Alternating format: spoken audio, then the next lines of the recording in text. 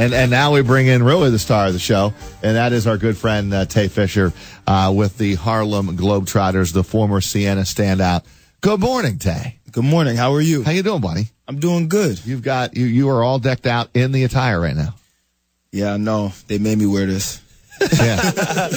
Not that you don't ever wear that, right? Yeah. Never get a chance to wear that uniform, do you? Sometimes I just want to just be regular. But it's great. You know, I'm able to wear the red, white, and blue, represent our country, you know, be able to represent the brand that's been around for 91 years. There's nothing better than being a part of the Harlem Globetrotters. And year how many for you now? Number 8. Darn. 8 years. Unbelievable. I know. 8 years. Well, all right, so I see you for sure once a year. Normally at this time, heading into the Super Bowl, what has transpired for you year to year? Just getting better. You know, every year I'm getting better as a player and as a person. And that's the way it's supposed to be with a Harlem Globetrotter. We're always getting creative. We have our 4-point shot, which has always been there, but now it's not a spot. It's actually a line. So it's like the 3-point line, but it's a 4-point line. So, it's pretty amazing. We're always innovating the game. We're always doing new things. And I'm happy that the Globetrotters are coming back to the TU Center February 5th, 1 o'clock. Everybody to come and check us out and create some memories that'll last a lifetime. I know it's a grind, but are you still enjoying this? I still love it. I love it. Been to 65 countries. Wow. On the team for 8 years. I mean, I don't know what else to say. It's just something that I never would have dreamed of doing. And I'm happy that I'm able to do it right now. What's that schedule like? Like if there's 365 days in a year, what are you? Is it like a draconian schedule? Do you get a couple days off? Like, what is that like? I typically leave Christmas morning, and I don't return home until May. So in between that time frame, we're playing in the U.S. All the games played there, and then after that, we go on our European tour, where we're going to Europe for about 7 weeks, probably going to about 19 different, countries. It's amazing, man. I mean, I've been to 5 out of the 7 continents, and I'm hoping that I get a chance to go to Australia soon, which we always go to every single year. I just haven't been assigned on that game yet. And if we go to the moon, I'm probably going to be going there as well. And you know what, Tay? And I get there every year to see you guys at the Times Union Center. The crowd still love it. I mean, right? Are you getting great crowd support with all these different venues that you go to? Yeah, everyone loves the Harlem Globetrotters. That's one of the things I can say is that we're always going to be the home team. So no matter where we go, and sometimes you want to be able to come home and get some love from people who've been watching you throughout the years. So always coming back to Albany is always great because I'm able to see my friends, my family, and my campers. A lot of people that love the Harlem Globetrotters, but most importantly love me. And my teammates love coming here as well because they say that it's like their home game as well because the Capital District just gives so much love to us when we come. And Tay was obviously a tremendous player back in the day under Fran McCaffrey. I'm still pretty good. You're still pretty good. Yeah, I'm all right. Just in a different level right now. And now you're shooting a 4-point shot. Yeah. How many? What's the success rate of the 4-point play? I don't know. I mean, every time the ball leaves my hand, I think it's going in. So even when I miss it, I think it goes in, So as long as my mind is off, I don't know what's going on in my mind, man. What's most important about the Harlem Globetrotters is regardless if it goes in or it doesn't, we have fun. And not that many people understand that we have fun every single day. That's what the game of basketball is supposed to be about. And we're creative. When we're following people like Curly Neal, Meadowlark Lemon, Marcus Haynes, they were all creative. And for us to be around for 91 years, we have to be like that as well. How much time do you spend in the Capital Region these days? You get back here a lot? Yeah, quite a bit. I come up this way seeing friends and family all the time. So remember, a lot of my family still live in the Capital District as well. So I always come back.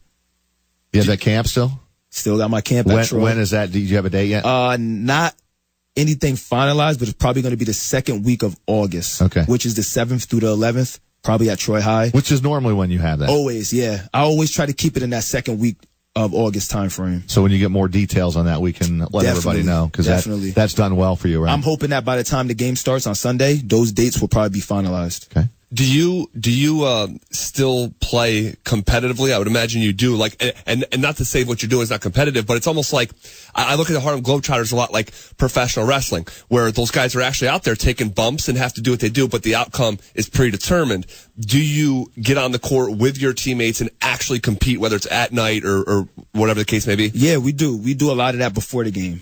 What we have to understand is we're basketball players first, so that drive and that competitiveness is still instilled in us, so we love to be competitive. So we always play before the game all the time while we're practicing our tricks and doing our other stuff as well. But we have to keep understanding that we have to go out there and put on a show.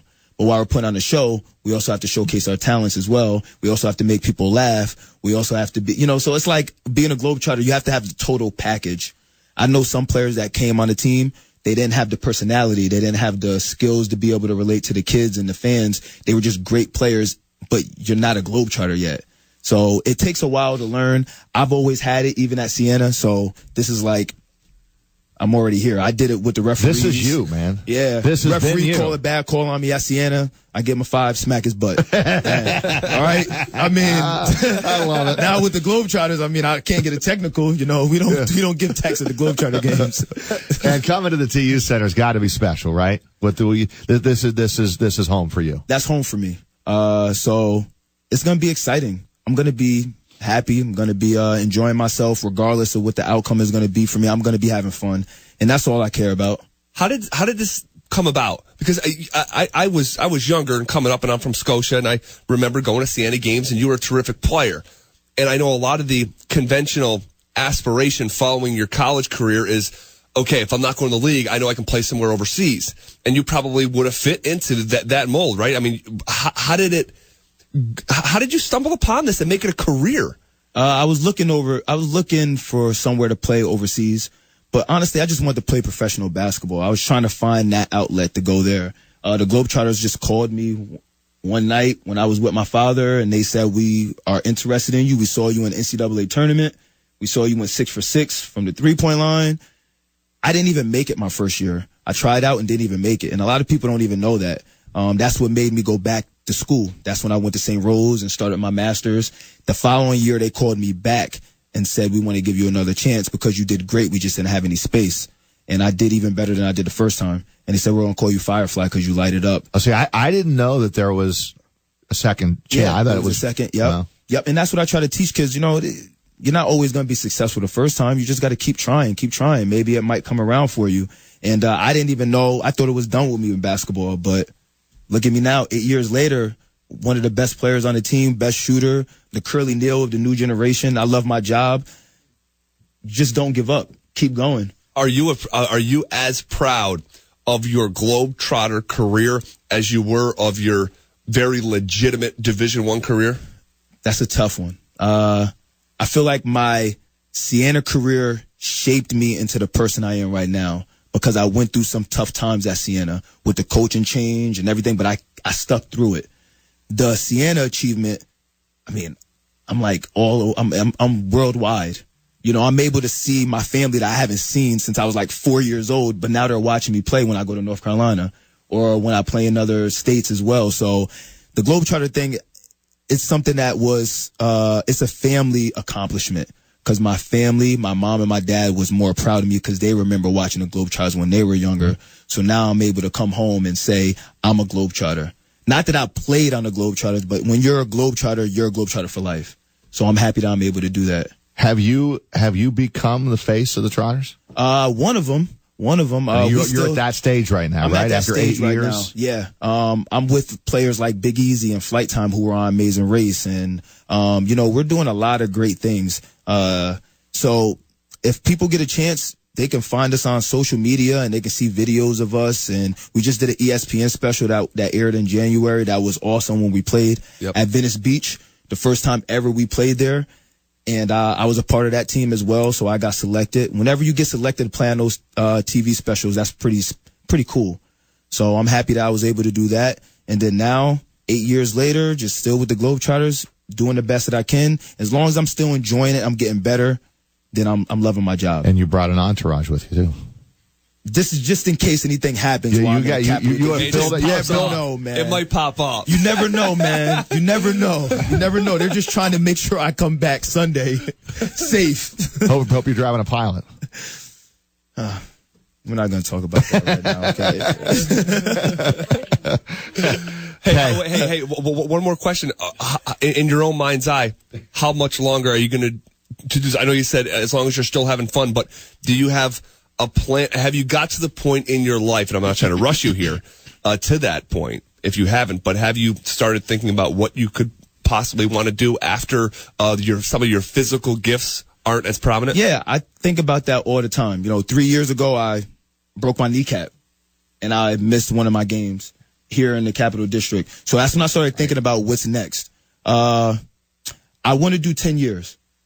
That's obviously coming up really soon. But if I can do more, I'll do more. As long as I'm enjoying it. 10 years is just a personal accomplishment. Once that's reached, I'll figure out what's going on from there. But when this is over, I'll probably go into teaching. Something that still involves kids. I just finished my master's at St. Rose, which I completed in December. Golden Knights, baby. Yeah, man. I'm a Golden Knight right over here. Okay. Yeah. Play for Brian Bury. Yeah. They got a lot of my money. But I'm enjoying myself, man. All right.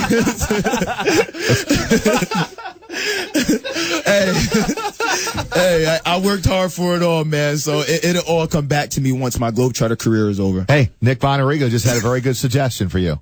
Coach, you want to coach? You want to coach? Man, people want me to coach. You would do coaching, right? You would go into coaching. I would coach.